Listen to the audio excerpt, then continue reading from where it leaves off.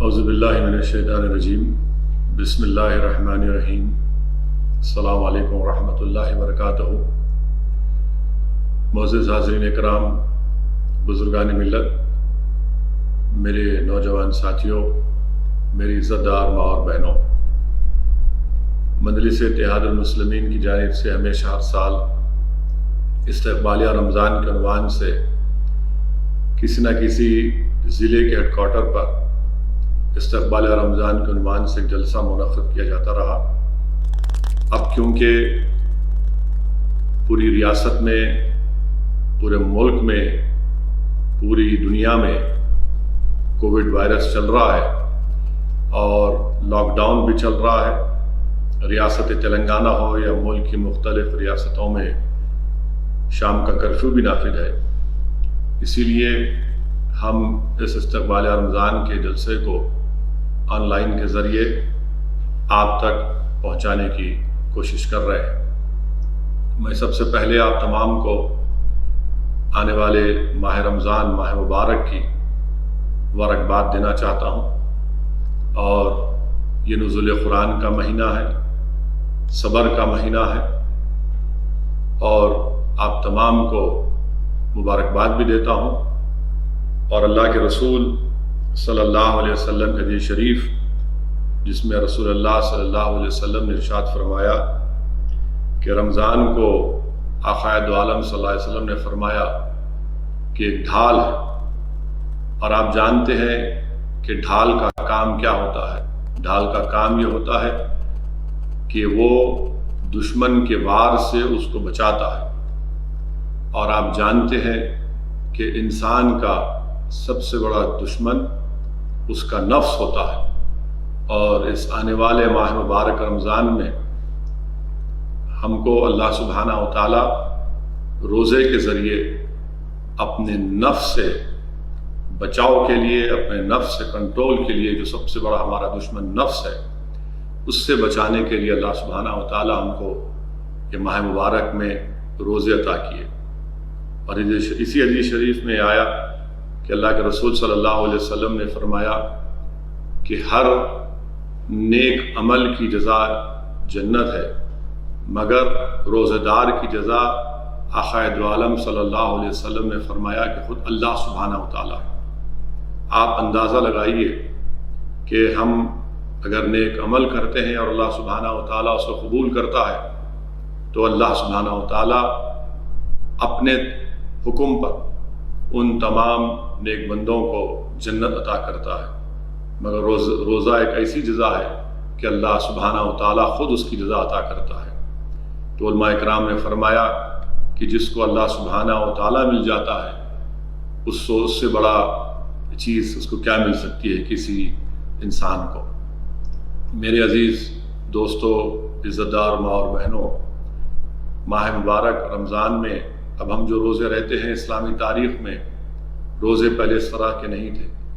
2 ہجری میں روزوں کی فرضیت کا حکم آیا، اور اس وقت روزے اس طرح رکھے جاتے تھے کہ اگر آپ دن بھر روزہ رکھتے اور شام میں جب آپ روزہ کھولتے، اور روزہ کھولنے کے بعد اگر آپ کو نیند لگ جاتی اور نیند سے جب آپ بیدار ہوتے، تو اس وقت سے روزہ شروع ہو جاتا۔ اگر آپ اسلامی تاریخ کا مطالعہ کریں گے، اگر آپ نے علماء اکرام کے بصیرت افروز کتابات کو علماءوں کے پیروں کے پاس بیٹھ کر سنا ہوگا، تو یقیناً آپ نے اس واقعے کو سنا ہوگا جو صحابی رسول حضرت سلامہ بن قیس رضی اللہ تعالیٰ عنہ کا۔ یہ ایک مزدور پیشہ صحابی تھے جو محنت اور مزدوری کرتے تھے، اور محنت اور مزدوری کرنے کے بعد جب آپ اپنے گھر کو واپس آئے، آپ نے روزہ کھولا، اور تھکن کی وجہ سے، محنت مزدوری اور مشقت کی وجہ سے آپ کو نیند آئی، آپ سو گئے، اور اس وقت آپ کی گھر میں آپ کی بیوی محترمہ نے اپنا کھانا پکایا، اور جب کھانا پکا اور آپ کو بیدار کیا اور آپ سے کہا کہ کھانا تیار ہے، یہ صحابی رسول صلی اللہ علیہ وسلم سلامہ بن قیس نے کہا کہ میں کھانا نہیں کھا سکتا ہوں، اس لیے کہ شریعت مجھ پر لاگو ہو چکی ہے، روزہ شروع ہو چکا ہے۔ دوسرے دن یہ صحابی رسول صلی اللہ علیہ وسلم بازار میں گئے، محنت اور مزدوری کی، مشقت کی، دوپہر میں بھوک کی شدت کی وجہ سے آپ نڈھال ہوئے اور بے ہوش ہو گئے۔ اللہ کے رسول صلی اللہ علیہ وسلم کو جب اس کی خبر پہنچی تو رحمت للعالمین صلی اللہ علیہ وسلم کی آنکھوں میں آنسو آ گئے۔ رحمت للعالمین صلی اللہ علیہ وسلم کی آنکھوں میں آنسو آنا تھا، اللہ سبحانہ و تعالیٰ نے سورہ بقرہ کی اس آیات کو نازل کیا، اور اللہ سبحانہ و تعالیٰ نے یہ حکم فرمایا کہ سحری تک ہم کھا سکتے ہیں، کھانا کھا سکتے ہیں۔ پھر یہی سلامہ بن قیس رضی اللہ تعالیٰ عنہ کا صدقہ ہے، احسان ہے کہ آپ پر ہم کو سحری تک کھانے کا موقع اللہ نے عنایت فرمایا۔ واقعات میں آیا، حدیث شریف میں آیا کہ ایک صاحب رسول صلی اللہ علیہ وسلم آقا دو عالم صلی اللہ علیہ وسلم کے پاس حاضر ہوئے، کیونکہ اس وقت جو روزہ رہتے تھے ان کو اپنی بیویوں کے قریب رات میں جانے کا حکم نہیں تھا۔ ایک صاحب رسول صلی اللہ علیہ وسلم نے آ کر عرض کیا، رسول اللہ صلی اللہ علیہ وسلم مجھ سے عمل زوجیت ہوا رات میں۔ فاروق اعظم بھی کھڑے ہوئے اور عرض کیا، رسول اللہ صلی اللہ علیہ وسلم، کہا کہ مجھ سے بھی ہوا ہے۔ اللہ کے رسول صلی اللہ علیہ وسلم پر اللہ سبحانہ و تعالیٰ نے سورہ بقرہ میں اس بات کی اجازت دی کہ آپ رات کے وقت میں اپنی بیویوں کے قریب جا سکتے ہیں۔ یہ صحابہ کرام کا بہت بڑا احسان ہے، یہ دین اسلام کا ایک بہت بڑا تعلیمات میں بھی اس کو شامل ہوتا ہے۔ میرے عزیز دوستوں اور بزرگوں، میری عزت دار ماں اور بہنوں، اللہ کے رسول صلی اللہ علیہ وسلم حدیث شریف میں آیا کہ ہماری امت کی ماں حضرت عائشہ صدیقہ رضی اللہ تعالیٰ عنہ فرماتی ہیں کہ اللہ کے رسول صلی اللہ علیہ وسلم ماہ رمضان میں رات بھر عبادت کرتے، روتے اور بہت زیادہ سخاوت کرتے۔ یہ ماہ مبارک جو آپ اور ہم کو انشاءاللہ تعالی ملنے والا ہے، جس کا ایک ایک لمحہ ہمارے لیے قیمتی ہے، اس ماہ مبارک میں ہم تمام کو کوشش کرنی چاہیے کہ ہم شب بیداری کریں، گریہ وزاری کریں اور جتنا ہو سکے سخاوت کریں۔ میرے عزیز دوستو، میری عزت دار ماں اور بہنوں، اس ماہ مبارک کے سلسلے میں حدیث شریف میں آیا کہ اللہ کے رسول صلی اللہ علیہ وسلم نے ارشاد فرمایا کہ جو اس ماہ مبارک ماہ رمضان میں کسی روزدار کو پانی بھی پلائے گا تو اللہ سبحانہ و تعالی اس کے گناہوں کو اس طرح معاف فرما دے گا کہ وہ ابھی اب اس طرح سے معاف کرے گا کہ ابھی اپنی ماں کے پیٹ سے پیدا ہوا ہے۔ تو صحابی رسول صلی اللہ علیہ وسلم نے عرض کیا، یا رسول اللہ صلی اللہ علیہ وسلم، یہ جو آپ ہم سے بات کہی، یہ خوشخبری ہم نے آپ کو دی ہے، کیا یہ سفر میں جو اگر کوئی رہا تو اس کے لیے ہے؟ کیا یہ ان کے لیے ہے جو کسی دور مقام میں ہو؟ تو اللہ کے رسول صلی اللہ علیہ وسلم نے فرمایا کہ یہ حکم عام ہے، اگر کوئی دریائے فرات کے کنارے بھی بیٹھا ہے تب بھی اگر کوئی کسی روزدار کو صرف پانی سے اس کو روزہ کھلاتا ہے تو اللہ سبحانہ و تعالی اس پانی پلانے والے کے گناہوں کو اس طرح معاف فرماتا ہے جیسا کہ وہ بھی اپنی ماں کے پیٹ سے پیدا ہوا ہے۔ میرے عزیز دوستوں اور بزرگوں، میری عزت دار ماں اور بہنوں، حدیث شریف میں یہ بھی آیا ہے کہ جب ماہ مبارک شروع ہوتا ہے تو اللہ سبحانہ و تعالی شیطان خبیث کو زنجیروں سے جکڑ دیا جاتا ہے، جہنم کے دروازوں کو بند کر دیا جاتا ہے اور جنت کے دروازوں کو کھول دیا جاتا ہے۔ حدیث شریف میں رحمت اللہ علیہ صلی اللہ علیہ وسلم نے ارشاد فرمایا کہ جب ماہ مبارک رمضان شروع ہوتا ہے تو رات میں، رمضان کی شب میں، آسمان میں ایک آواز ندا دینے والا ندا دیتا ہے، پکارتا ہے کہ اے اللہ سے سوال کرنے والے، سوال کرو تمہارا سوال پورا ہوگا۔ پکارنے والا ندا لگاتا ہے، اے شریرو شرارت سے باز آ جاؤ، اللہ سے مغفرت کرو، اللہ تمہاری توبہ قبول کرے گا۔ آواز ندا لگانے والا آواز لگاتا ہے صبح ہونے تک کہ اللہ سے بھیک مانگنے والوں، اللہ سے بھیک مانگو، اللہ تمہاری اس آواز کو، تمہاری تکلیف کو دور فرما دے گا۔ تو میرے عزیز دوستوں اور بزرگوں، یہ بہت ہی ماہ مبارک، اس کا ایک ایک لمحہ ہمارے لیے، آپ کے لیے بڑا قیمتی ہے۔ حدیث شریف میں آیا کہ اللہ کے رسول صلی اللہ علیہ وسلم نے ارشاد فرمایا کہ جب ماہ مبارک ماہ رمضان کا آغاز ہوتا ہے، اور جب آپ اور ہم انشاءاللہ مل کر ہمارا روزہ جب افطاری کرتے ہیں، اس وقت اللہ سبحانہ و تعالیٰ 10 لاکھ ایسے گناہ گاروں کو معاف فرماتا ہے جو اپنے اعمال کی وجہ سے ان پر جہنم واجب آ چکی ہوتی ہے۔ آپ اندازہ لگائیے، حدیث شریف میں یہ بھی آیا کہ جب اس ماہ مبارک ماہ رمضان کا شب جمعہ ہوتا ہے، شب جمعہ سے لے کر جمعہ کے ختم ہونے تک ہر گھڑی اللہ سبحانہ و تعالیٰ 10 لاکھ گناہ گاروں کے گناہوں کو معاف فرماتا ہے، جن پر ان کے گناہوں کی وجہ سے ان پر جہنم واجب ہو چکی ہوتی ہے۔ اور جب یہ ماہ مبارک ختم ہوتا ہے تو پہلی رمضان سے لے کر اس ختم ہونے کی گھڑی تک جتنوں کو اللہ نے معاف کیا، اتنوں کو ایک رات میں اللہ سبحانہ و تعالیٰ اپنے فضل اور کرم سے ان کو معاف کر دیتا ہے۔ میرے عزیز دوستوں اور بزرگوں، حدیث شریف میں یہ بھی آیا کہ اللہ کا رسول صلی اللہ علیہ وسلم نے فرمایا کہ جب جہنم میں ایک شخص کو ڈالا جائے گا تو جہنم کی آگ اس کو نہیں چھوئے گی۔ داروغار جہنم اس آگ سے پوچھے گا کہ کیوں تو اس شخص کو اپنی لپیٹ میں نہیں لیتی؟ تو آگ پکار کر کہے گی، میں کیسے اس کو چھو سکتی ہوں، کیونکہ اس کے منہ سے روزے کی بو آتی ہے۔ آپ اندازہ لگائیے، سوچئے کتنا بڑا ماہ مبارک ہم کو ملنے والا ہے کہ ایک شخص کی موت ہو جاتی حالت روزہ میں، وہ اس کے اعمال کی بنا پر جہنم میں بھی جاتا ہے تو جہنم کی آگ اس کو نہیں چھوتی۔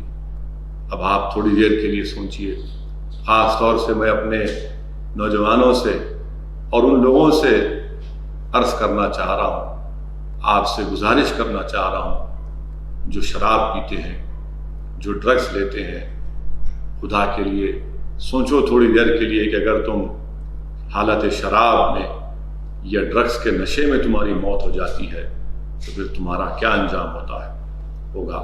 اس لیے ضروری ہے کہ ہم اس ماہ مبارک کی قدر کریں، توبہ کریں۔ اللہ کی رحمت ہمارے پاس آ رہی ہے۔ کسی نے صحیح فرمایا کہ اگر ہم کعبۃ اللہ شریف کو جاتے ہیں تو کعبہ کے جانے کے بعد ہم کو اللہ کی رحمت وہاں پر ملتی ہے، مگر یہ ماہ مبارک ایسا ہے جو ہم کو اور آپ کو تمام کو اللہ کی رحمت ہمارے پاس آ رہی ہے۔ اسی لیے آپ سے گزارش ہے کہ اس ماہ مبارک کی قدر کریے۔ اور اللہ کے رسول صلی اللہ علیہ وسلم نے یہ بھی ارشاد فرمایا کہ روزہ شہوت کو کنٹرول کرتا ہے۔ میرے غیور نوجوان ساتھیوں، شہوانی زندگی ایک حیوانی زندگی ہے۔ اگر آپ کے پاس استطاعت ہے نوجوانوں، میری نوجوان ساتھیوں، میرے نوجوان بھائیوں، میرے نوجوان بہنوں، اگر تمہارے پاس تو استطاعت ہے تو شادی کرو، اگر نہیں ہے تو کثرت سے روزہ رکھو، اس لیے کہ یہ تم کو اس شیطانی راستے پر جانے سے روکتا ہے۔ اور یاد رکھیے، اللہ کے رسول صلی اللہ علیہ وسلم کی حدیث شریف کو یاد رکھیے، روزہ رکھنے سے اللہ سبحانہ و تعالی ہم کو ہماری روحانی طاقت ہم کو عطا کرتا ہے، اور روزہ رکھنے سے دن بھر ہم روزہ رکھتے ہیں، ہم کو ایک طاقت اس میں ملتی ہے۔ مگر ہم یہ بھی دیکھتے ہیں کہ آج نازک رشتوں کو پامال کر دیا جا رہا ہے۔ انسان ایک 2 ٹانگ کا جانور بن کر ایسی گریوی حرکتیں کرتا ہے کہ معاشرے میں اتنی برائیاں ہوتی ہیں کہ ہم آپ کا اور ہمارا سر شرم سے جھک جاتا ہے کہ کیسے انسان ان نازک رشتوں کو بھی پامال کر رہا ہے۔ میری آپ سے گزارش ہے کہ آپ اللہ کے رسول صلی اللہ علیہ وسلم کی حدیث شریف پر غور کریں، عمل کریں، اور پھر یاد رکھیے کہ اللہ کے رسول صلی اللہ علیہ وسلم نے اپنے حدیث شریف میں یہ بھی ارشاد فرمایا کہ روزہ اور قرآن اللہ کی بارگاہ میں شفاعت کریں گے۔ روزہ اللہ سے عرض کرے گا اس دن جب حساب کتاب کا دن ہوگا، روزہ عرض کرے گا یا اللہ میں نے دن بھر اس کو کھانے سے دور رکھا، یہ بھوکا تھا یا اللہ، یہ بھوکا تھا اور یہ اپنے آپ کو گناہوں سے دور رکھا، تو اس کے حق میں میری شفاعت کو قبول فرما۔ قرآن کریم اللہ کی بارگاہ میں عرض کرے گا یا اللہ میں نے اس کو رات بھر راحت سے اس کو اپنے بستر سے دور رکھا، اس کو نیند سے دور رکھا، تو میرے اس کے حق میں میری شفاعت کو قبول فرما۔ تو اللہ سبحانہ و تعالی روزہ اور قرآن کی شفاعت کو قبول فرمائے گا۔ میرے عزیز دوستوں اور بزرگوں، یہ ماہ مبارک رمضان انشاءاللہ تعالی جو آپ اور ہم کو ملنے والا ہے اللہ کے فضل و کرم سے، اس میں حدیث شریف میں آیا کہ سحری کو کہا گیا کہ سحری ایک مبارک ناشتہ ہے، سحری ایک مبارک ناشتہ ہے۔ حدیث شریف میں آیا کہ اس سحری کو ہمارے نامہ عمل میں تولا جائے گا۔ ہر کھانے کا حساب کتاب ہوگا، یاد رکھیے، مگر سحری ایک ایسی چیز ہے جس کو آپ اور ہمارے نامہ عمل میں تولا جائے گا۔ اسی لیے یاد رکھیے کہ سحری ضرور کریے، اور یہ حماقت یا پھر اس کو اپنی بڑاپن مت سمجھیے کہ نہیں میں سحری نہیں کر کے بھی روزہ رکھوں گا۔ آپ کو سحری کرنا ضروری ہے، کیونکہ آپ اور ہم اللہ کی رحمت سے محروم نہیں ہو سکتے ہیں، اس لیے سحری کریے۔ میری آپ سے گزارش ہے کہ یہ جو ماہ مبارک آنے والا ہے اس میں پورے روزے رکھیے، فرض نمازوں کو ادا کریے، قرآن کریم کی تلاوت کریے، اور کیونکہ لاک ڈاؤن ہے، مفتیاء کرام نے یہ فیصلہ لیا اور ہم تمام سے گزارش کی ہے کہ ہم اپنے گھر میں ہی تراویح کی نماز کو ادا کریں۔ آپ جانتے ہیں کہ پورے وطن عزیز میں مساجد میں جماعت سے نماز نہیں ہو رہی ہے، جمعے کی نماز بھی صرف مختصر سے 5 افراد ادا کر رہے ہیں۔ اس لیے ہم کو اور آپ کو ہمارے علماء، ہمارے مفتیاء کرام، ہمارے ذمہ داران کی اس بات کی عزت کرنی چاہیے، اس کو قبول کرنا چاہیے کہ ہم اس ماہ مبارک میں تراویح کی نماز یا پھر فرض نماز ہو یا اس ماہ مبارک میں جمعے کی نماز ہو، وہ ہم اپنے گھر میں ادا کریں۔ میری آپ سے یہ بھی گزارش ہے کہ تراویح کی نماز کے لیے آپ ہرگز یہ کام نہ کریں کہ محلے کے 10-15 لوگ کسی ایک بڑے گھر میں جمع ہو جائیں اور پھر گروپ کی شکل میں یا اجتماعیت کی شکل میں اس گھر میں نماز تراویح ادا مت کریے۔ یہ سوشل ڈسٹینسنگ کے خلاف ہوگا، یہ ہمارے علماء اور مفتیاء کرام کے فیصلے کے خلاف ہوگا۔ اگر گھر میں نماز بھی پڑھنا ہے آپ کو اور آپ کے پاس حافظ قرآن بھی ہے تو دور دور رہ کر نماز تراویح ادا کریے، مگر ہرگز کسی ایک محلے میں کسی ایک جگہ پر 15-20 لوگ جمع ہو کر نماز تراویح ادا مت کریے۔ اس سے یہ وائرس پھیل سکتا ہے، یہ وائرس پھیل رہا ہے۔ ابھی تک ہمارے ملک میں کئی ہزار لوگ اس وائرس سے متاثر ہو چکے ہیں، کئی سووں لوگوں کی اموات بھی ہو چکی ہیں۔ یہ افسوسناک بات ہے۔ اسی لیے میری آپ سے گزارش ہے کہ ان تمام چیزوں پر آپ عمل کریے اور انشاءاللہ کثرت سے دعا کریے۔ اس ماہ مبارک کے ایک ایک لمحے کی اہمیت کو سمجھیے۔ یہ نزول قرآن کا مہینہ ہے، اس میں قرآن کریم کو اللہ سبحانہ و تعالیٰ نے نازل فرمایا۔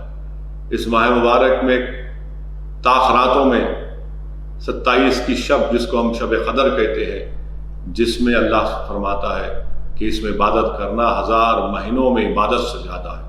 تو اس لیے بہت ضروری ہے کہ ہم ماہ مبارک جو رمضان آنے والا ہے، نہ ہم روزوں کو چھوڑیں، نہ ہم اپنے فرض نمازوں کو چھوڑیں، اپنی عبادت کو جاری رکھیں، تراویح کی نماز اپنے گھروں میں ادا کریں، اور یاد رکھیے کہ کثرت سے قرآن کریم کو پڑھیے۔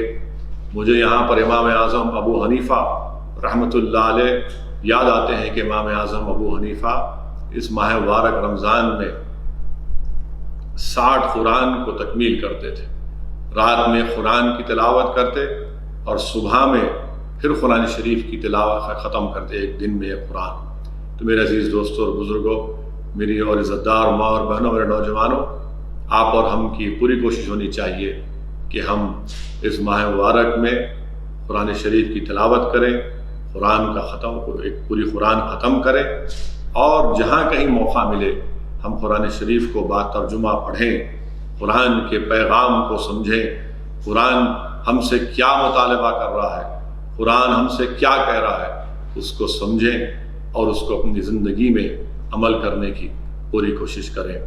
میں ساتھ ہی ساتھ آپ سے یہ بھی عرض کرنا چاہوں گا کہ آپ جانتے ہیں کہ کورونا وائرس کی وجہ سے، کووڈ-19 کی وجہ سے بے انتہا مصائب اور مشکلات کا سامنا کرنا پڑ رہا ہے غریب عوام کو. اس سے کوئی انکار نہیں کر سکتا کہ ہمارے وطن عزیز بھارت میں اس لاک ڈاؤن کی وجہ سے، جو ایک ان پلانڈ ریئیکشنری لاک ڈاؤن تھا، اس سے پورے ملک کے غریب عوام آج پریشان ہیں. آج غریبوں کے گھر میں کھانے کی محتاجی ہے. آج خاص طور سے جو بڑے بڑے شہروں میں اتر پردیش، بہار، بنگال اور جھارکھنڈ کے لوگ جو اپنے اپنے گھروں کو چھوڑ کر، اپنے گاؤں کو چھوڑ کر، اپنی ریاست کو چھوڑ کر، اپنے دیش کو چھوڑ کر ان مقامات پر آ کر محنت مزدوری کر رہے ہیں، وہ سب سے زیادہ پریشان ہیں. تو میری آپ سے گزارش ہے کہ آپ جو صاحب استطاعت ہیں، ہم تمام کی کوشش ہونی چاہیے کہ اس ماہ رمضان میں کوئی بھی بھوکا نہ سوئے. یاد رکھیے یہ نزول قرآن کا مہینہ ہے. میں آپ کو سورہ دہر کی آیت نمبر 8 اور 9 میں، جس میں اللہ سبحانہ و تعالیٰ نے ارشاد فرمایا کہ جو کھانا کھلاتے ہیں اللہ کی محبت میں، جو کھانا کھلاتے ہیں اللہ کی محبت میں، مسکینوں کو، یتیموں کو اور قیدیوں کو، اور کہتے یہ ہیں کہ ہم تم کو اس لیے کھلاتے ہیں کہ اللہ کی رضا کے لیے، اور نہ ہم تم کو کسی اجر کے خواہاں ہیں اور نہ شکریہ کے. ہم ڈرتے ہیں اپنے رب سے اس دن کے لیے، قیامت کے دن کے لیے. اس سورہ الدہر کی آیات میں جہاں پر قرآن میں اللہ فرما رہا ہے کہ اللہ کی محبت میں، اس تعلق سے علماء کرام نے تفاسیر میں لکھا کہ جن کے پاس خود کے لیے کھانا بھی کم ہو مگر وہ صرف اللہ کی محبت میں مسکینوں کو، یتیموں کو، قیدیوں کو کھانا کھلاتے ہیں. کیوں کھلاتے ہیں؟ صرف اللہ کی محبت میں. اور ان لوگوں کے تعلق سے اللہ یہ فرما رہا ہے کہ وہ ان مسکینوں کو، یتیموں کو، ان قیدیوں کو کہہ رہے ہیں کہ نہ تو ہم تمہارے اجر کے خواہاں ہیں، نہ ہم تمہارے سے شکریہ چاہتے ہیں. ہم صرف اللہ کے ڈر سے، اللہ کی محبت میں، اس دن کے ڈر سے، قیامت کے دن کے ڈر سے تم کو ہم یہ کھانا کھلا رہے ہیں. تو میرے عزیز دوستو، اور خاص طور سے جن کو اللہ نے دولت دی ہے، میری آپ سے گزارش ہے کہ قرآن کریم کی اس آیات کو یاد رکھیے. دوسری جگہ قرآن کریم میں علماء کرام نے فرمایا، میں نے علماء کرام کی مبارک زبانوں سے سنا کہ سورہ فجر کی آیت نمبر 15 سے اور 9 سے اللہ یہ فرما رہا ہے، ان لوگوں کا اللہ ذکر کر رہا ہے جن کو اللہ نے دولت دی اور پھر اللہ ان سے دولت چھین لیا. دولت تو وہ کہتے ہیں کہ اللہ نے ہم کو ذلیل کر دیا. اللہ نے جن کو دولت دی اور پھر اللہ سبحانہ تعالیٰ نے جسے دولت چھین لی تو کہتے ہیں اللہ نے ہم کو ذلیل کر دیا. اللہ فرماتا کہ ایسا نہیں ہے. اللہ فرماتا ہے کہ ایسا نہیں ہے، بلکہ اس وجہ سے تم نے یتیموں کی عزت نہیں کی. اللہ فرماتا ہے تم نے یتیم کی عزت نہیں کرتے اور نہ تم ترغیب دیتے ہو مسکینوں کو کھانا کھلانے کے لیے. میرے عزیز دوستوں اور بزرگوں، کیا اللہ سبحانہ تعالیٰ کتنے بہترین طریقے سے ہم کو فرما رہے ہیں کہ یتیموں کو، مسکینوں کو کھانا کھلاؤ سورہ فجر میں. اور میرے عزیز دوستوں اور بزرگوں، یہ مادہ پرستی کی ذہنیت کو ختم کرنا ضروری ہے. یہ مادہ پرستی کی ذہنیت کو ختم کرنا ضروری ہے. یتیم اور غریبوں پر شفقت کرنا ضروری ہے. یاد رکھیے اگر کوئی یہ کہہ رہا ہے کہ اللہ مجھ سے دولت چھین لیا اور میں ذلیل کر دیا، نہیں، اللہ فرما رہا ہے کہ ہم یتیموں کی عزت نہیں کرتے، ہم مسکینوں کو کھانا نہیں کھلاتے. میرے عزیز دوستوں اور بزرگوں، جس کے پاس دولت ہے یقیناً آپ کی دولت ہے مگر وہ اللہ کی دی ہوئی ہے. یہ ماہ مبارک جو آج ہم کو اور آپ کو ملنے والا ہے، قرآن کریم میں اللہ سبحانہ تعالیٰ حکم فرما رہا ہے. سورہ فجر کی اس آیات کو سامنے رکھیے. تیسری جگہ یاد رکھیے کہ اگر کسی کے پاس اسد الدین اویسی کے پاس دولت ہے، یقیناً اللہ کا کرم ہے. تم یہ دولت اگر میرے پاس ہے تو اللہ کے فضل کی نشانی نہیں ہے. اور اگر کوئی غریب ہے، مفلس ہے، تو یہ اس کی وجہ سے نہیں کہ اللہ اس کو پسند نہیں کرتا. یاد رکھیے میرے عزیز دوستوں اور بزرگوں، جو اللہ کی فرما برداری کرتا ہے وہی اللہ کے قریب ہوتا ہے. دولت کا رہنا نہیں رہنا یہ کوئی بڑی بات نہیں ہے، مگر جو اللہ سبحانہ و تعالیٰ کی فرما برداری کرتا ہے وہی اللہ کے قریب ہوتا ہے. اور اللہ انہی لوگوں کو سرفراز کرتا ہے جو قرآن اور سنت کے دائرے میں رہ کر اپنی زندگی گزارتے ہیں، جو اللہ سے ڈرتے ہیں، آخرت سے ڈرتے ہیں، قیامت کے دن کے ڈرتے ہیں، عذاب خبر سے ڈرتے ہیں، تو اللہ انہی کو سرفراز فرماتا ہے. پھر سورہ المدثر میں اللہ سبحانہ و تعالیٰ فرماتے ہیں، اس میں بلکہ اہل جنت اور اہل جہنم کے درمیان سوال ہوتا ہے. آپ جا کر سورہ مدثر کی آیات کو پڑھیے جس میں اہل جنت اہل جہنم سے پوچھتے ہیں کہ تم کو کیوں جہنم میں ڈالا گیا. جب کبھی میں یہ قرآن کی آیات کو پڑھتا ہوں تو ایک عجیب کیفیت مجھ پر ایک تکلیف بھی ہوتی ہے. مجھے اس بات کا محاسبہ بھی کرنا پڑتا ہے کہ ہم کیسی زندگی گزار رہے ہیں. نہیں معلوم کہ اسد الدین اویسی کا خاتمہ کیسا ہوگا. اللہ سے دعا ہے کہ اللہ میرا خاتمہ ایمان پہ کرائے، اور مجھے اس دن جب اعمال کا حساب کتاب ہوگا اللہ نبی کریم صلی اللہ علیہ وسلم کی شفاعت نصیب فرمائے اور میرا نامہ عمل میرے سیدھے ہاتھ میں ملے. سورہ المدثر کی آیت نمبر 40 میں اہل جنت جہنم میں ان کو ڈالا، پوچھتے ہیں کہ تم کو کیوں ڈالا گیا جہنم میں؟ تو قرآن کریم میں اللہ فرما رہے ہیں کہ اہل جہنم جواب دے رہے ہیں کہ ہم نماز نہیں پڑھتے تھے. آپ اندازہ لگائیے کہ ہم نماز نہیں پڑھتے تھے اور ہم مسکینوں کو کھانا نہیں کھلایا کرتے تھے. میرے بھائی، میرے دولت مند دوستوں، سورہ مدثر میں اہل جنت سے کہہ رہے ہیں کہ ہم نماز نہیں پڑھتے تھے.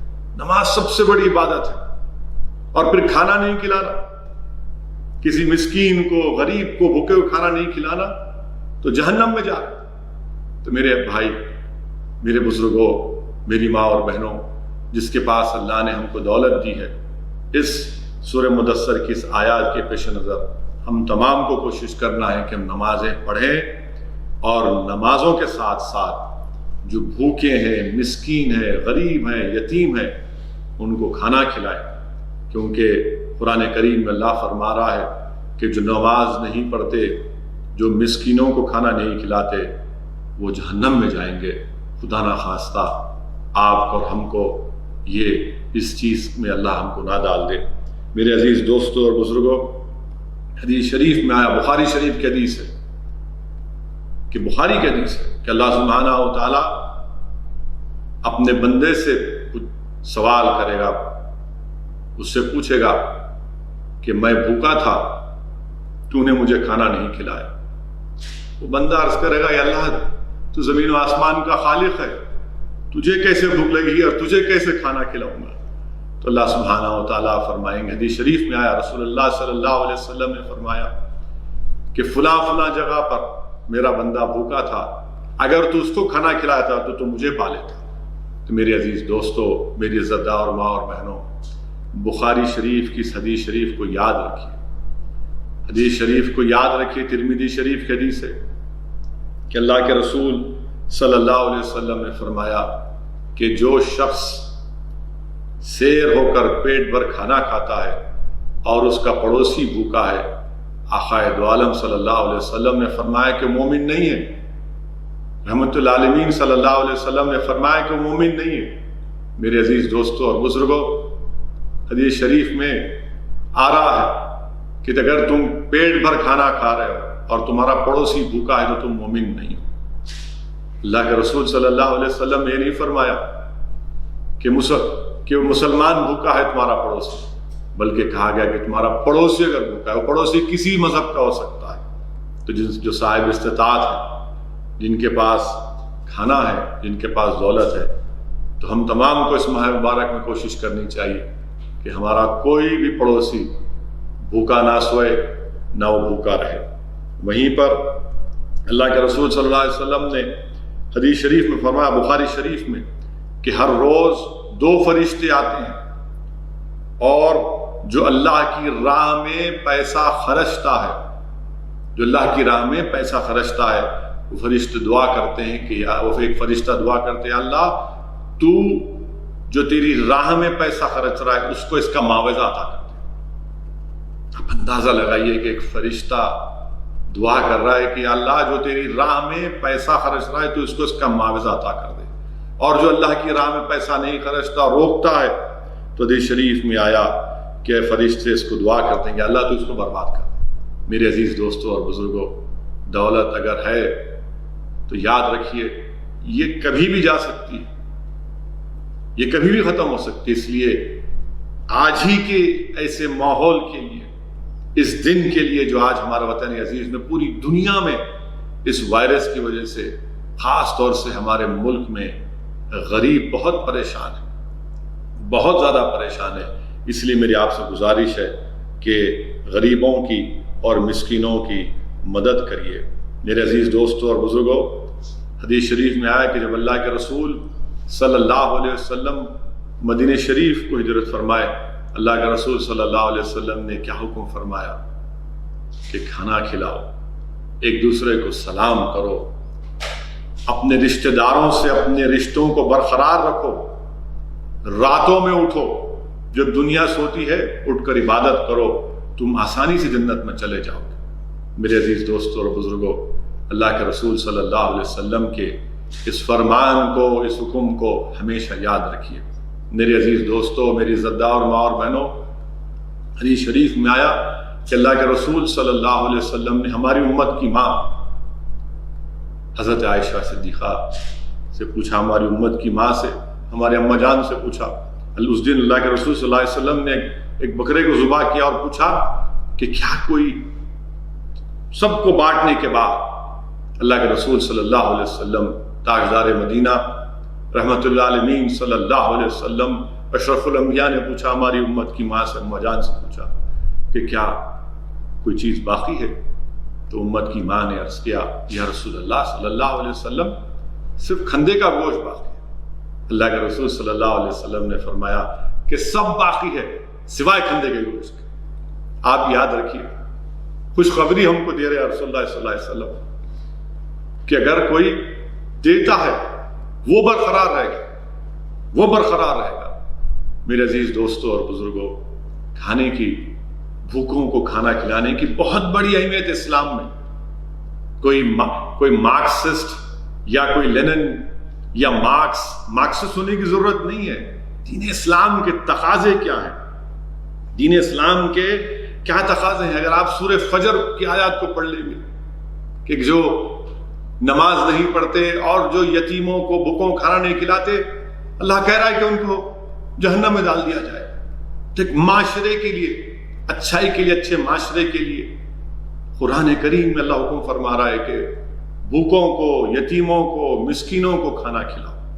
میرے عزیز دوستوں اور بزرگوں، یاد رکھیے کہ یتیموں کو دین اسلام میں جو بار بار جو ترغیب دی جا رہی ہے، جس چیز کا ہم کو بلکہ فوکس کیا جا رہا ہے کہ اگر مثال کے طور پر اگر کوئی ایک مسلمان وعدہ کرتا ہے اور وہ وعدے کو پورا نہیں کر سکتا، وعدے کی خلاف ورزی کرتا ہے، تو کیا اس کو حکم دیا جا رہا ہے کہ تم 10 لوگوں کو 2 وقت کا کھانا کھلاؤ۔ آپ اندازہ لگائیے کہ کوئی وعدہ کرتا ہے، وعدے کی خلاف ورزی کرتا ہے تو اس کا کفارہ کیا ہے، یہ بتایا جا رہا ہے۔ اگر کوئی بنا کوئی عذر کے روزہ توڑ دیتا ہے تو 60 حدیث شریف میں آیا کہ 60 دن تک 2 وقت کا کھانا کھلانا ہے۔ اور اگر کوئی طبی وجوہات کی بنا پر اس ماہ مبارک رمضان میں روزہ نہیں رہ سکتے تو میں نے علماء کرام کی زبانوں سے سنا کہ 2 وقت کا کھانا کسی کو کھلائیں۔ سوچیے آپ کتنی بڑی ہم کو فوکس ہے کہ کھانا کھلاؤ۔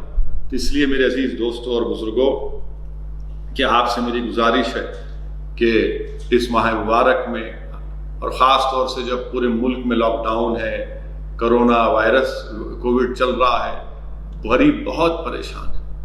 میں نے اپنی چھوٹی سی سیاسی زندگی میں اتنی زیادہ تعداد میں لوگوں میں غربت، بھوک اور فاقہ کشی کبھی نہیں دیکھی۔ میں آج آپ کے ذریعے سے بھی کہنا چاہ رہا ہوں کہ میرے گھر کے پڑوس میں ایک کام چل رہا تھا کسی روڈ کا، تو ہمارے گھر کے بچے گھر کے اوپر سے دیکھے کہ اس جھوپڑی میں مزدور رہتا تھا، اور جب ان بچوں کو دیکھا وہ بچے بھوک اور فاقہ کشی سے کمزور تھے، اور فوراً جب ہم کو معلوم ہوا ہم نے یہ کوشش کی کہ اس جھوپڑی میں رہنے والوں کو کھانا مہیا کریں۔ یہی ہوتا ہے ساری دنیا میں کہہ رہا ہوں، مگر میرے گھر کے پاس ہی یہ چیز ہوئی ہے۔ تو یہ میرے لیے بھی ایک سبق تھا، مگر ہم پوری کوشش کر رہے ہیں کہ انشاءاللہ تعالی جتنا ہم سے ہو سکے کہ ہر ایک کو کہیں نہ کہیں کسی بھی اعتبار سے ان کو کھانا ملے، ان کو وہ تکلیف اس میں کمی لائی جا سکے۔ حکومت سے بھی ہم لوگ نمائندگی کر رہے ہیں، اور شہر حیدرآباد کی پارلیمانی کانسٹیٹوئنسی ہو یا سکندرآباد میں ہو، حکومت کی جو انا پورنا کھانے کی اسکیم ہے، میں نے اپنے پارلیمانی حلقے میں ایک اعلان ہوا تھا، منظوری بھی ہوئی تھی، مگر میں اس بات کا اقرار کرتا ہوں کہ بعض وجوہات کی بنا پر وہ تمام فری میلز کے سینٹرز کا آغاز نہیں ہو سکا تھا۔ میں شکر گزار ہوں ہمارے ریاست کے چیف منسٹر کا اور وزیر بلدی نظم و نسق جناب KTR کا کہ میں نے ان کو توجہ دلائی، اور الحمدللہ پچھلے 3-4 دن سے وہ جو ایڈیشنل سینٹر جس کا منظوری ملی تھی، سینکشن ملا تھا، وہ اب پوری طرح سے اس کا آغاز ہو چکا ہے، آپریشنل ہو چکے ہیں۔ یہ استقبالیہ رمضان کا ایک جلسہ ہے، اس ماہ مبارک جو آنے والا ہے اس کی قدر کریے۔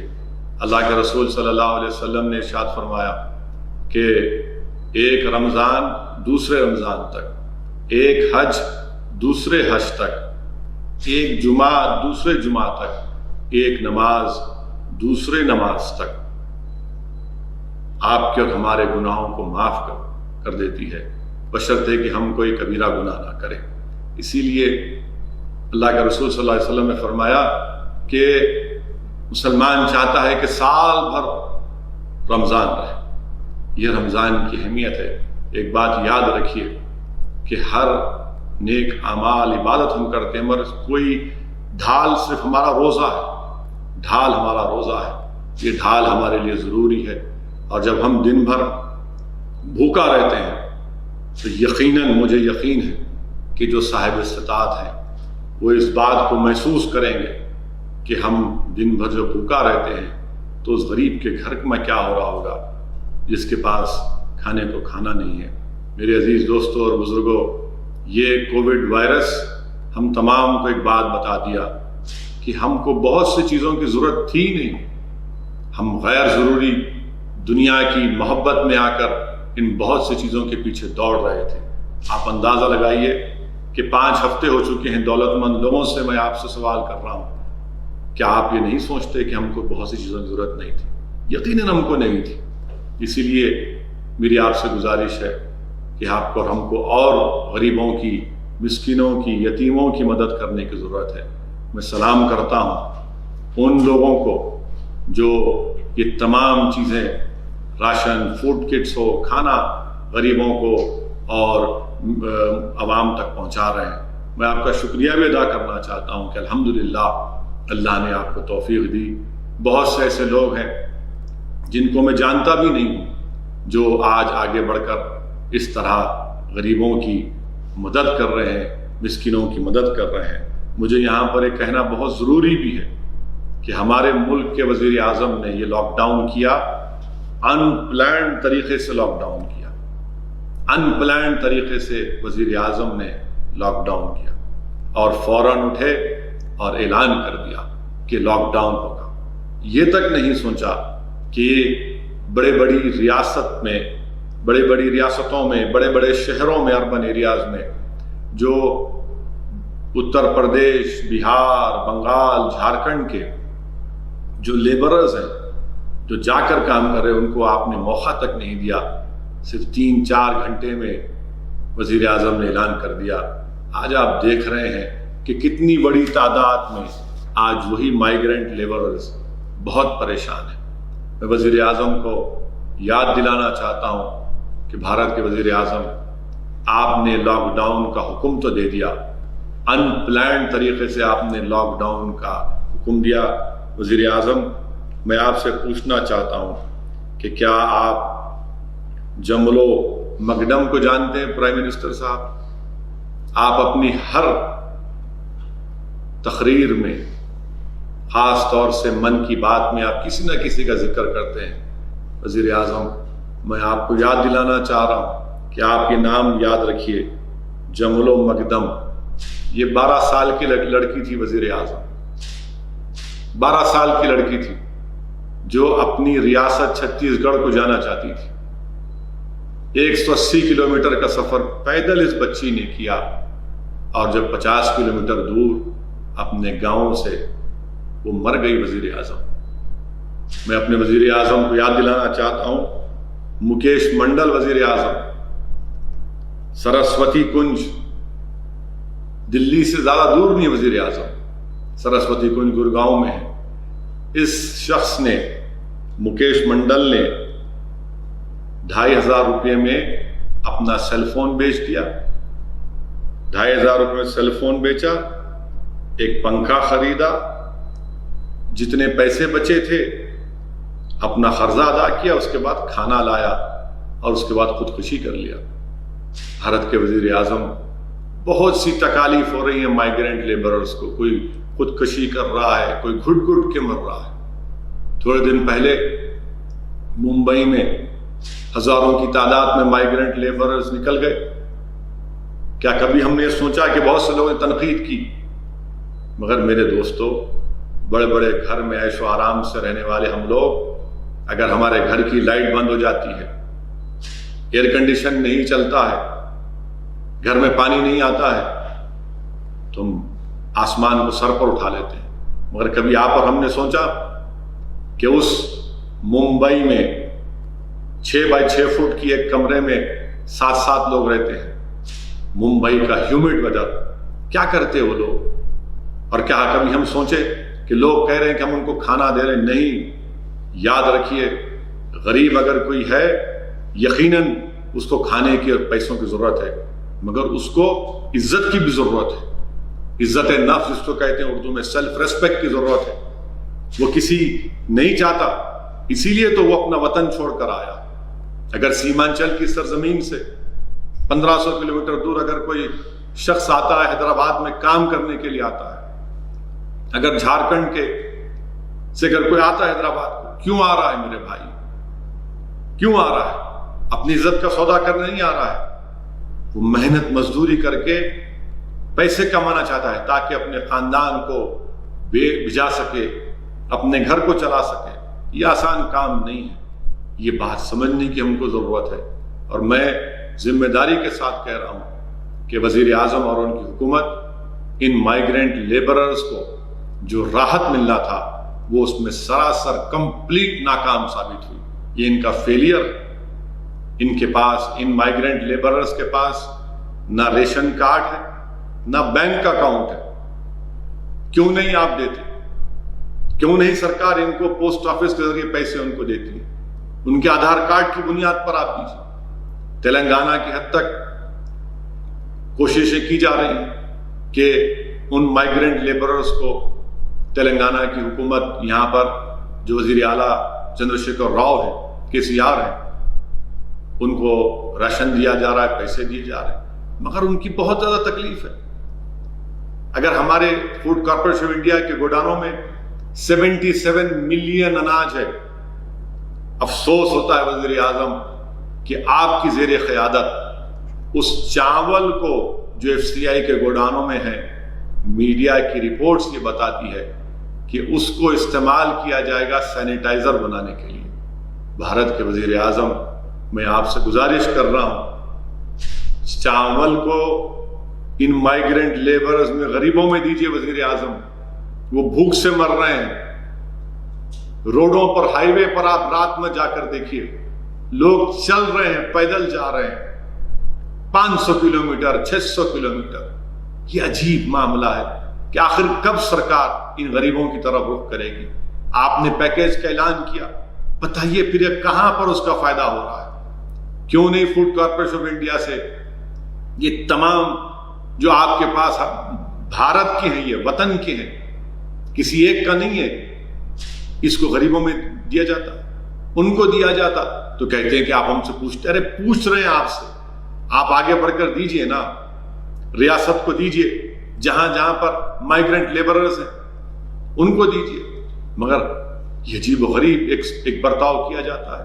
آپ اندازہ لگائیے کہ بنارس کا DM ایک آرڈر جاری کرتے ہیں، مجھے بتایا گیا کہ وہ کہہ رہے ہیں کہ تلنگانہ کے جو یہاں پر لوگ کام کر رہے ہیں، ہم ان کو بھجا رہے ہیں تلنگانہ۔ وزیر اعظم آپ خود بتائیے، کیوں نہیں پھر بہار کے، جھارکھنڈ کے، بنگال کے، جو UP کے، تلنگانہ میں، حیدرآباد GHMC علاقے میں جو مزدور ہیں، لیبر، مائیگرنٹ لیبر ہیں، ہم کیوں نہیں ان کو بھجاتے ان کے واپس ان کے دیش کو؟ یہ آخر کیا بات ہے کہ بنارس سے آپ بھجا سکتے ہیں مگر ہم تلنگانہ سے نہیں بھجا سکتے؟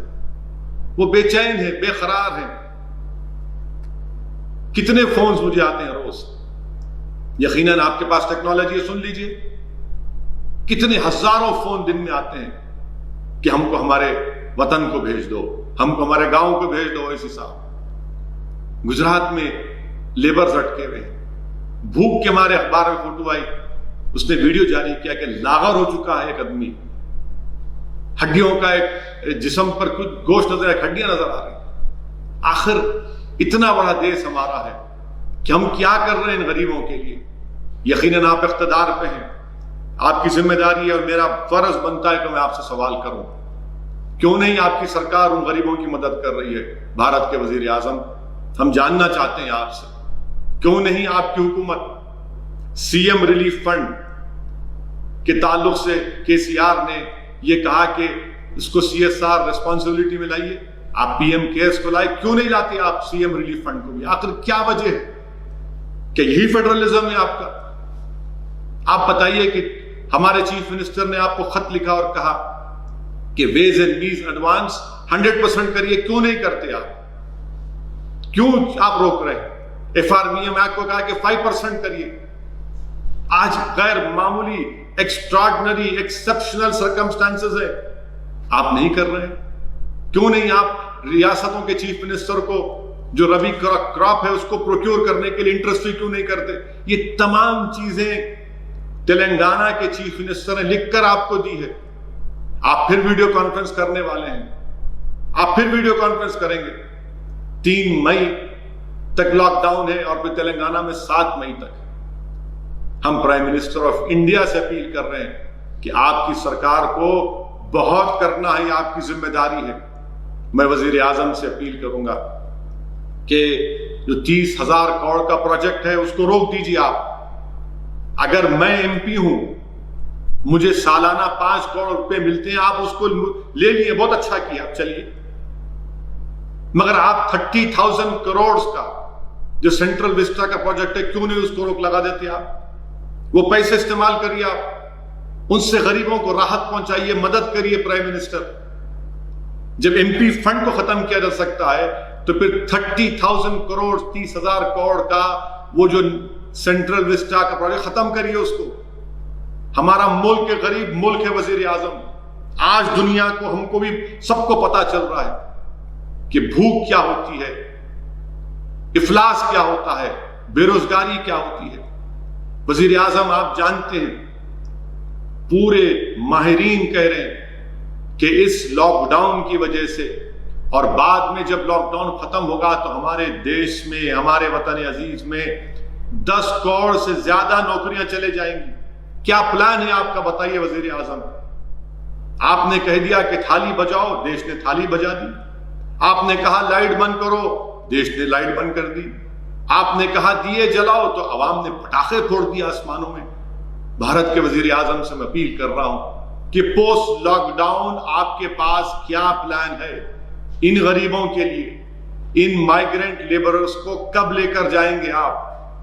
میں آپ کو بحیثیت MP آپ سے اپیل کر رہا ہوں اور آپ سے جاننا چاہتا ہوں کہ سکندرآباد ریلوے اسٹیشن سے, نامپلی ریلوے اسٹیشن سے, کاچی گوڑا ریلوے اسٹیشن سے کب ٹرین کا انتظام کیا جائے گا, کب ممبئی سے, پونے سے ان مائیگرنٹ لیبررز کو اپنے اپنے وطن, اپنے دیش گجرات سے, احمد آباد سے کب موقع ملے گا. کیا پلان ہے آپ کے پاس, کیا بتائیں گے دیش کو آپ. کیسے جو کاروبار بند ہو رہے ہیں, کیا ہو رہا ہے, آپ سے اعلان کر رہے ہیں کہ RBI ایسا کر رہی ہے.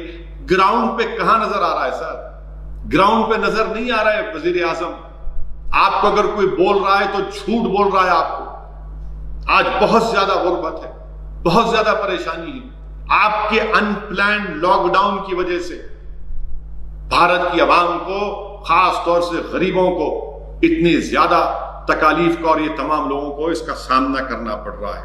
پھر میں وزیر اعظم کو بتانا چاہوں گا, آپ اٹھا کر پرائم منسٹر آف انڈیا, یقیناً آپ کے پاس مجھ سے زیادہ انفارمیشن ہوگی, آپ کے پاس آئی بھی ہے. ہندو اخبار کی رپورٹ ہے پرائم منسٹر آف انڈیا کہ ہندو اخبار کا 20 اپریل کی رپورٹ ہے. کیا کہا اس 20 اپریل کی رپورٹ میں, انہوں نے یہ مائیگرنٹ ورکرز, لیبررز کا ایک سروے کیا, 11,000 کے قریب لوگوں کا سروے کیا, جس میں سے پرائم منسٹر سنیے آپ, میں نے ابھی جو کہا آپ سے, میں نے ابھی جو کہا یہ صرف ریٹورک نہیں ہے, یہ جذبات کی باتیں نہیں کر رہا ہوں. یقیناً میرا دل جل رہا ہے, میں تکلیف کو دیکھ رہا ہوں, اور بحیثیت MP اور بحیثیت ایک انسان جس کے دل میں دھڑکتا ہوا دل ہے, میں یہ حقیقت کو بیان کر رہا ہوں. ہندو اخبار کا سروے ہوا 11,159 مائیگرنٹ لیبررز کا, جس میں کہا گیا کہ 90% لوگوں کو گورنمنٹ کی طرف سے کوئی راشن نہیں ملا, کوئی راشن نہیں ملا. اور پھر 90% لوگوں کو ان کی امپلائیز نے ان کی تنخواہیں نہیں دی. آپ بتائیے, اسی رپورٹ میں کہا گیا کہ مارچ 27 سے اپریل 13 تک 70% مائیگرنٹ لیبرز کے پاس صرف 200 روپے بچے ہوئے. آپ بتائیے وزیر اعظم, 200 روپے میں مائیگرنٹ لیبر کیا کرے گا, کیا کھانا کھائے گا. یہ میں نہیں کہہ رہا ہوں, یہ سروے ہوا ہے, یہ سروے کی رپورٹ ہے جو آپ کے سامنے رکھ رہا ہوں. لاک ڈاؤن کوئی علاج نہیں ہے, لاک ڈاؤن کوئی علاج نہیں ہے. آپ کو, ہم کو, جو آپ کی سرکار کو, ریاستوں کو, اسٹیٹ گورنمنٹس کو جو ٹائم ملا ہے, کیا کیا. اگر کوئی پیراشوٹ سے آ رہا ہے تو کیا وہ زمین پر نہیں آئے گا, آئے گا نا زمین پر وہ. اور کیا گارنٹی کہ زمین پر صحیح لینڈ ہوگا, آپ بتائیے.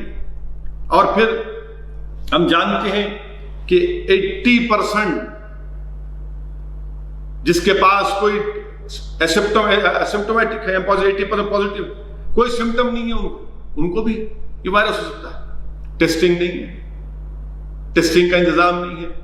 وہ جو چین سے کٹ آئے, معلوم ہوا کہ تمام کی تمام غلط ہے.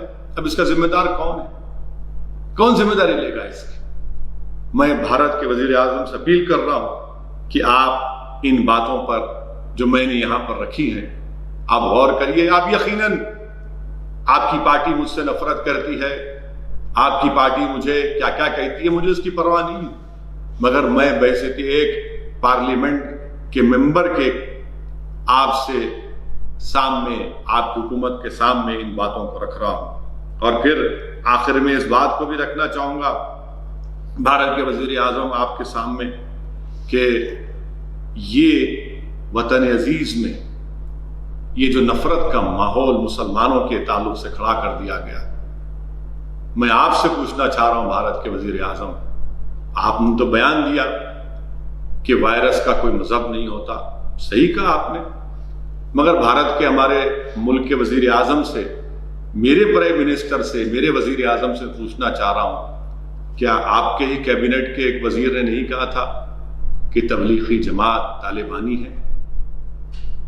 بتائیے آپ، کیا آپ ہی کی حکومت نے جب روز شام میں کووڈ-19 کے فگرز دیے جاتے تھے تو ایک گروپ سے اتنے آئے، پھر سنگل سورس بتا دیا گیا، اور پھر آج آپ بیان دیتے ہیں کہ وائرس کا کوئی ریلیجن نہیں ہوتا؟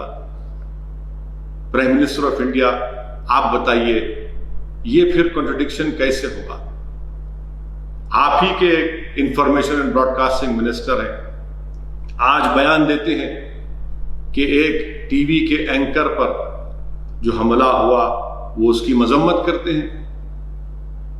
یقیناً وہ ٹی وی کا اینکر آپ کا نور نظر ہے، آپ کو اس سے بڑی محبت ہے، آپ کے دل کی دھڑکن ہو سکتی ہے آپ کی حکومت کی، مگر یہ منافقت کیوں؟ کیا کشمیر میں وہ ایک لڑکی جس کا نام مسرت زہرا ہے، اس پر یو اے پی اے لگا دیا گیا؟ آپ کے انفارمیشن براڈ کاسٹنگ منسٹر اس پر خاموش کیوں ہے؟ کیا جرم ہے اس خاتون کا؟ کون سی ایسی تصویر لی اس نے؟ کیا تصویر سے اینٹی نیشنل فیلنگ پروموٹ ہوتی ہے؟ اور وہ تصویر کون سی تصویر ہم بھی دیکھنا چاہ رہے ہیں؟ بتائیے آپ کہ ایک طرف آپ کا نور نظر، بلکہ کہوں گا کہ وہ اینکر نہیں بلکہ آپ کی نور جہاں ہے، وہ نور جہاں ہے، ان پر حملہ ہو، میں بھی اس کی مذمت کرتا ہوں، کسی کی مذمت نہیں چاہیے، بلکہ پریس کونسل نے جو کہا کہ even bad journalism does not deserve to be physically attacked، بالکل I agree with that، but یہ جرنلسٹ کے اوپر you a P a, photographer ہے بچی، وہ کوئی رپورٹنگ کر رہا ہے اس پر یو اے پی اے۔ میں وطن عزیز کے تمام لوگوں کو یاد دلانا چاہتا ہوں کہ بحیثیت ایم پی میں نے 2012 میں میں نے جب منموہن سنگھ پرائم منسٹر تھے، وزیر اعظم تھے، میں نے اس وقت بھی یو اے پی اے کے امینڈمنٹس کی مخالفت کی تھی، جب ہوم منسٹر محترم جناب چدمبرم صاحب تھے، میں نے مخالفت کی تھی اس وقت بھی، اور کہا تھا کہ آج آپ جو ترمیم کرنے جا رہے ہیں اس کا استعمال مسلمانوں پر، دلتوں پر، آدیواسیوں پر ہوگا۔ پھر جب ہوم منسٹر جناب امت شاہ نے امینڈمنٹ لے کر آئے پارلیمنٹ میں، اس وقت بھی میں نے اس کی مخالفت کی، میں نے مخالفت کی کہ یہ کانسٹیٹیوشن کی، ہماری آئین، ہماری سمویدھان کے خلاف ہے کہ کیسے آپ ڈکلیئر کر دیں کسی کو ٹیررسٹ، بغیر کورٹ کسی کو کنوکٹ کرے۔ آج آپ دیکھتے کیا ہیں کہ یو اے پی اے کا استعمال ہو رہا ہے، اور میں ذمہ داری کے ساتھ کہہ رہا ہوں کہ یو اے پی اے کا استعمال ان مسلمانوں کے خلاف ہوتا ہے اور ہوتا رہے گا جن کے پاس ایک سوچنے کی کیپیسٹی ہے۔ یہ یو اے پی اے کا استعمال ان دلتوں پر ہوگا جن کے پاس آواز ہے، یہ یو اے پی اے کا استعمال ان آدیواسیوں پر ہوگا جن کے پاس ایک دھڑکتا ہوا دل ہوگا۔ اور یو اے پی اے کا استعمال صرف اس لیے کیا جاتا ہے کسی کو جیل میں ڈال کر سڑا دیا جائے، جیل میں ڈال کر سڑا دیا جائے، وہ سڑتا رہے 5 سال 6 سال 7 سال کے بعد پھر وہ بری ہو جاتے ہیں۔ بتائیے آپ، یہ کہا یہ یو اے پی اے کی امینڈمنٹس کانگریس نے تائید کی، اس کا بل بنانے والے، قانون بنانے والے کانگریس پارٹی ہے، کانگریس پارٹی ذمہ دار ہے اس کی۔ ڈاکٹر منموہن سنگھ کے زمانے میں اس میں امینڈمنٹ کیا گیا اور سختی پیدا کی گئی، پھر اس کو اور سختی پیدا کر دی۔ مودی حکومت جب امت شاہ ہوم منسٹر بنے تو بل لے کر آئے۔ یہ یو اے پی اے کا اس طرح کا استعمال ہو رہا ہے۔ کوئی ٹی وی کا اینکر بیٹھ کر اپنے ٹی وی اسٹوڈیو میں 71 باتیں کر سکتا ہے، دین اسلام کا مذاق اڑا سکتا ہے، مسلمانوں کی توہین کر سکتا ہے، گالی دے سکتا ہے ان کو، مگر کچھ نہیں ہوگا ان کو، کیونکہ ٹی وی کے اینکر ہے۔ برسر اقتدار رولنگ پارٹی کے نور نظر ہے، غریب ہے، کیونکہ رولنگ پارٹی اور پرائم منسٹر کے چاہنے والے ہیں، اس لیے ان کے پاس ایک انبریڈلڈ رائٹ ہے کہ وہ کسی کو بھی چاہے کچھ کہہ سکتے ہیں۔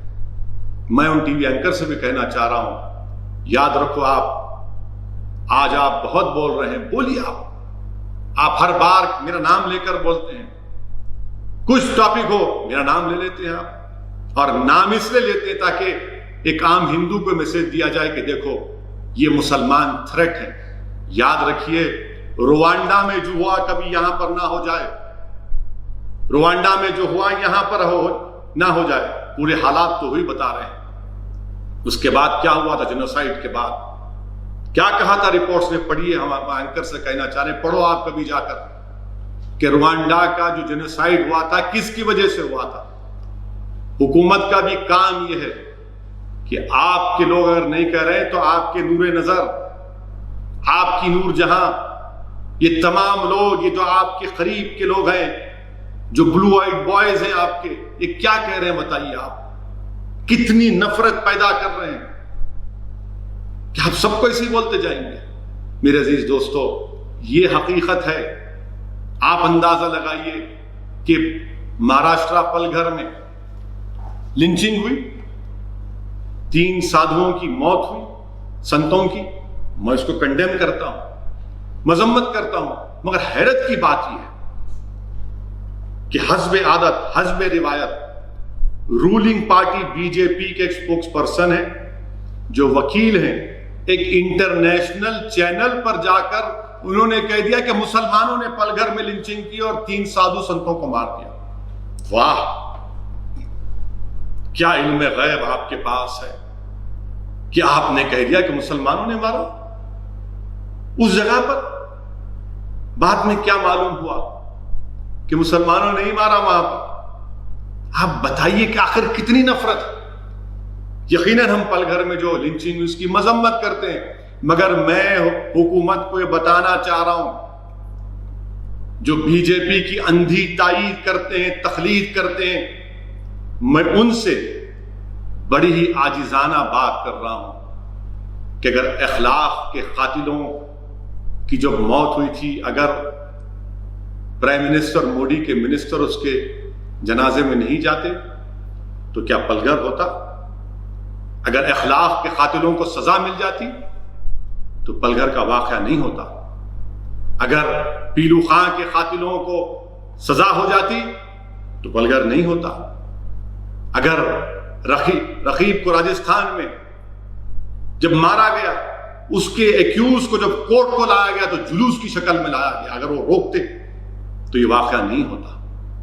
اگر علیم الدین انصاری کے قاتلوں کو بی جے پی کے ایم پی اگر پھول کا ہار نہیں پہناتے تو پلگھر نہیں ہوتا۔ یاد رکھیے آپ کہ یہ 2 رخی پالیسی نہیں چلنے والی ہے۔ لنچنگ کسی مسلمان کی ہو، سادھو سنت کی ہو، کرسچین کی ہو، سکھ کی ہو، کسی کی ہو، انسان ہے، کسی کی بھی لنچنگ نہیں ہو سکتی۔ ایک ماڈرن ڈیموکریسی میں، ایک فنکشنل ڈیموکریسی میں کیسا کسی کی لنچنگ ہو سکتی؟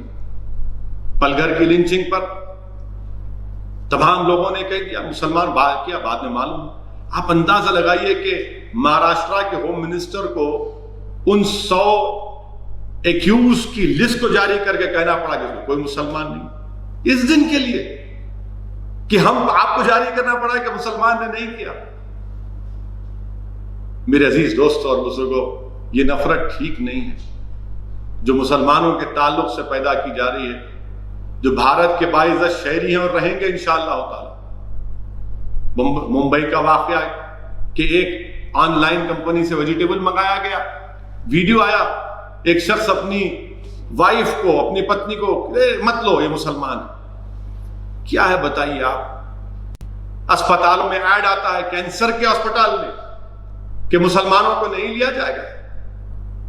یاد رکھیے کبھی نہ کبھی تو انشاءاللہ کووڈ-19 کی دوا نکل جائے گی، مگر یہ جو نفرت مسلمانوں کے تعلق سے پیدا کی جا رہی ہے، اس کی کوئی دوا نہیں ہے۔ ملک کو کمزور، خدا نہ خواستہ ملک کمزور نہ ہو جائے، یہ نفرت کتنی نفرت پیدا کریں گے آپ؟ میں وزیر اعظم سے اور یہ تمام بڑے بڑے کرسیوں پر بیٹھنے والوں سے کہہ رہا ہوں، یہ ٹھیک نہیں ہے. یاد رکھیے کہ ملک میں گوڈ سے اور فارن میں گاندھی نہیں چل سکتا. ملک میں بھی گاندھی امبیڈکر چلنا چاہیے، فارن میں بھی گاندھی امبیڈکر چلنا چاہیے. دنیا کو ہم موقع دے رہے ہیں، دنیا کو ہم موقع دے رہے ہیں ہم پر تنقید کرنے کا. بحیثیت ایک بھارت کے باشندے کو مجھے تکلیف ہوتی ہے جب کوئی بیرونی ملک کے لوگ میرے وطن پر تنقید کرتے ہیں. شرمندگی محسوس ہوتی ہے ہم تمام کو. اسی لیے ہم چاہتے ہیں کہ رول آف لا پریویل. اور پھر ایک بات سمجھیے کہ یہ جو لاک ڈاؤن ہوا ہے اس کی لیگل حیثیت کیا ہے؟ نیشنل ڈیزاسٹر مینجمنٹ ایکٹ 2005 کے تحت یہ ہوا ہے. آپ بتائیے کیا یہ یونین گورنمنٹ کو امپاور کرتا ہے لاک ڈاؤن کرنے کے لیے؟ کہاں پر لکھا ہوا ہے؟ یہ کہتا ہے کہ to facilitate assistance and coordination. آپ بتائیے سیکشن 62 کیا کہتا ہے NDMA کا؟ کہ آپ کو ایڈوائز کریں، اور آپ ایڈوائزری بھی جا رہے ہیں کہ کیرلا نے کیوں ایسا کیا. 4 ٹیمیں جا رہی ہیں گورنمنٹ آف انڈیا کی. کیا یہ فیڈرلزم کے خلاف نہیں ہے؟ کیا یہ فیڈرلزم کے خلاف نہیں ہے؟ NDMA ایکٹ ہے، ایپیڈیمک ایکٹ ہے. پھر اسٹیٹ کیا کریں گے؟ اور پھر بھارت کے سمویدھان میں شیڈول 7 کیا ہے؟ شیڈول 7 میں پبلک ہیلتھ، ہاسپٹلز، یہ تمام شیڈول 7 میں آتے. آپ دیکھیے کہ انٹری 6 پبلک آرڈر انٹری 1 میں ہے، پولیس انٹری 2 ہے. یہ ریاست کے اختیارات.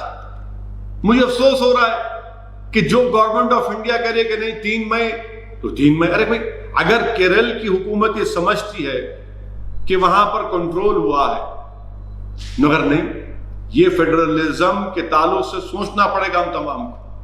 یہ چیز ہو رہی ہے. اور پھر آخر میں یہ سمجھتا ہوں ضروری ہے کہ دلی میں حاجی ہاشم علی جو 57 ایئرز کے ہیں، دلی کے جینوسائیڈ میں ان کا نقصان ہوا 10 لاکھ کا. ان کو ہی گرفتار کر لی دلی پولیس، ان کو ہی گرفتار کر لیا. آپ بتائیے کیا ہو رہا ہے؟ کیا ہو رہا ہے کہ حاجی ہاشم علی کو آپ گرفتار کر لیے؟ اسی لیے تمام چیزیں ہیں.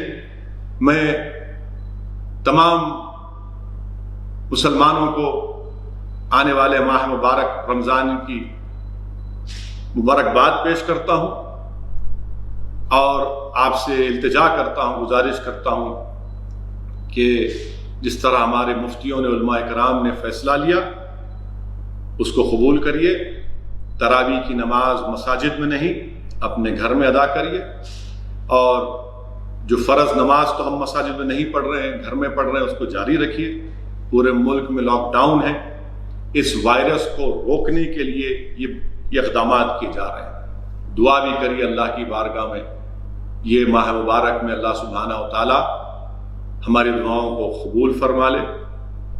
خوب کثرت سے گڑ گڑا کر رو رو کر ہم اللہ سے دعا کریں گے کہ اللہ سبحانہ و تعالیٰ پورے ملک میں، پورے عالم میں اس وبا کو اللہ اٹھا لے، اس وبا کا خاتمہ کر دے. اور ایک اہم بات میں آپ کے سامنے ذکر کرنا چاہوں گا، وہ یہ ہے کہ جو کووڈ سے جن کو چھٹکارا ملا ہے الحمدللہ، جو اس بیماری سے نکل چکے ہیں، میری آپ سے گزارش ہے کہ گورنمنٹ آف انڈیا نے ایک فیصلہ لیا، ہیلتھ منسٹر کا سٹیٹمنٹ ہے ہرش وردھن صاحب کا، کہ جو نیگیٹو ہے یا جو اسپتال سے صحت یاب ہو کر نکلے ہیں، ریڈ کراس سوسائٹی کے پاس جا کر اپنا خون دیجیے. خاص طور سے میں ہمارے مسلمان بھائیوں اور بہنوں سے اپیل کر رہا ہوں کہ آپ جائیے، جا کر ریڈ کراس سوسائٹی میں اپنا خون دیجیے.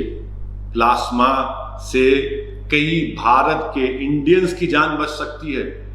شرمائیے مت، جائیے آپ ریڈ کراس سوسائٹی میں. اگر آپ کو کوئی دقت پیش آ رہی ہے تو مجھے بتائیے تلنگانہ کے حد تک.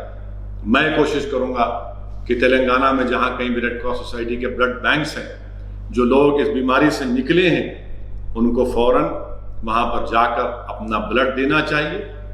اور رمضان شروع ہو رہا ہے تو میں تلنگانہ کی گورنمنٹ سے اپیل بھی کروں گا کہ بہت سے مساجد میں اذان کی اجازت نہیں مل رہی، اذان کی اجازت دیجیے تاکہ معلوم ہو سکے کہ روزہ کب شروع ہو رہا ہے، کب روزہ افطار کرنا ہے، کب سحری کا وقت ہے۔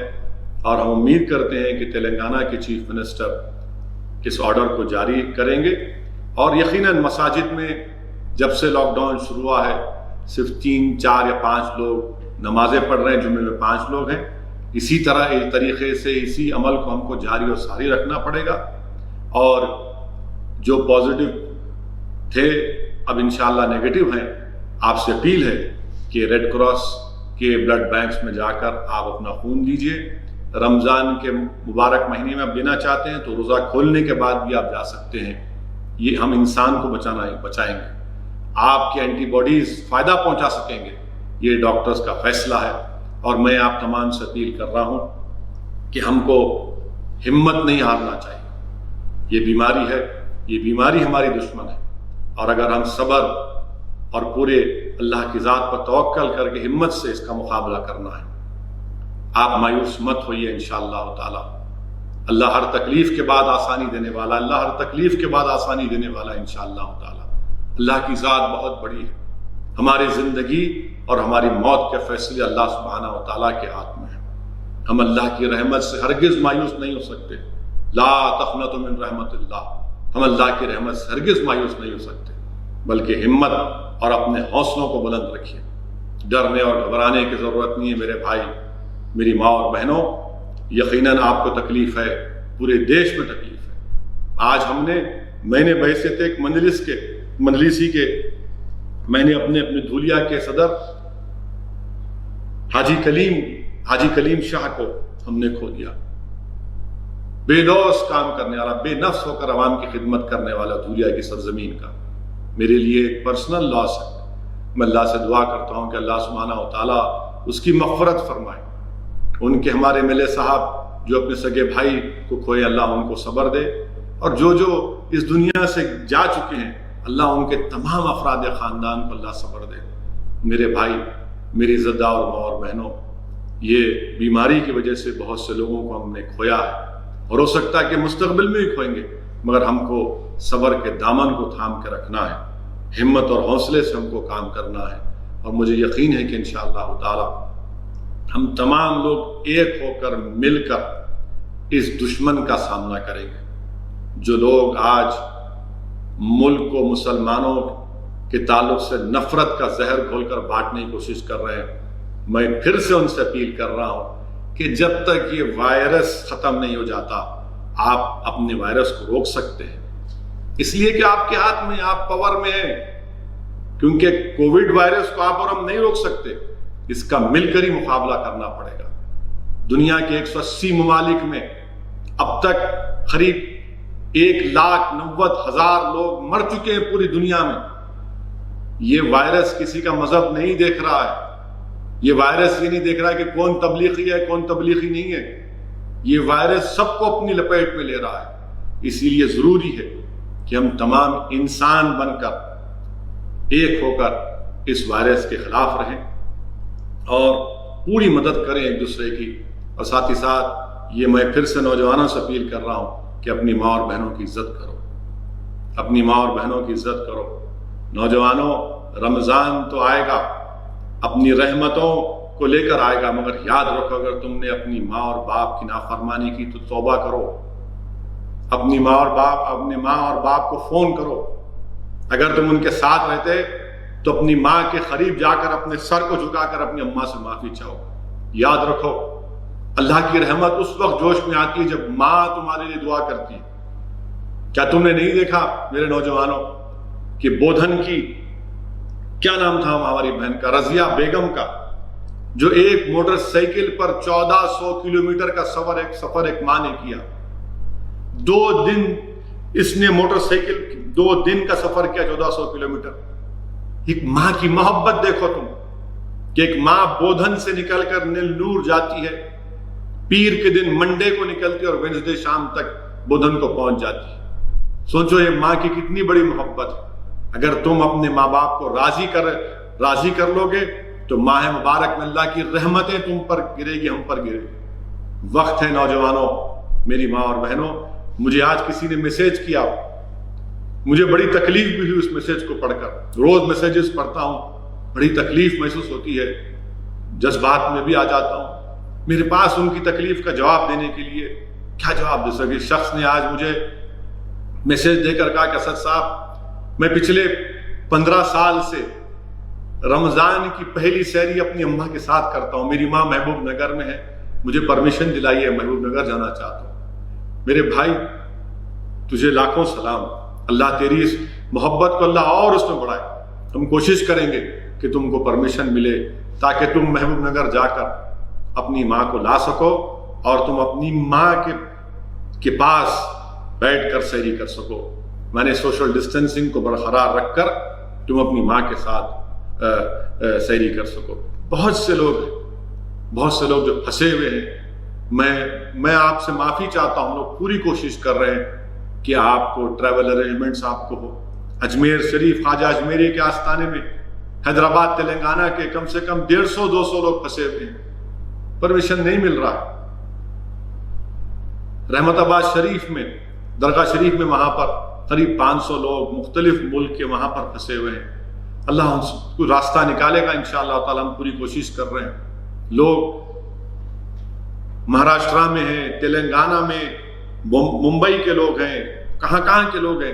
بہرحال یہ لاک ڈاؤن چل رہا ہے، صبر کریے، انشاءاللہ تعالی جب لاک ڈاؤن ختم ہوگا پورے ملک میں 3 مئی کو اور پھر تلنگانہ میں 7 مئی کو، میں تو ہمارے چیف منسٹر سے اس آج کے جلسے سے کہنا چاہوں گا کہ لاک ڈاؤن 7 مئی کے بعد جب ختم ہوگا ہم چیف منسٹر سے ہی کہیں گے کہ سنیما ہالز کو بند رکھیے۔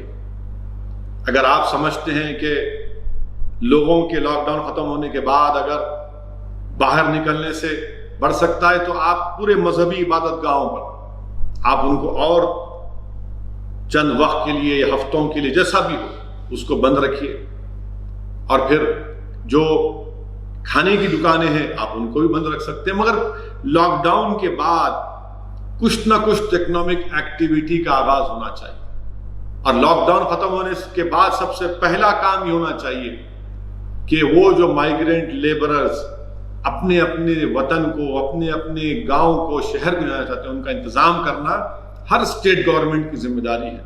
وہ بے چین ہے، بے قرار ہے، بہت پریشان ہے۔ بہرحال ایک مبارک مہینہ آنے والا ہے، میری آپ تمام سے گزارش ہے کہ خوب دعا کریے، شب بیداری کریے، اللہ کی بارگاہ میں رو رو کر توبہ اور استغفار کریے۔ رحمت کا دہا ہے، آئے گا، جہنم سے نجات کا دہا آئے گا۔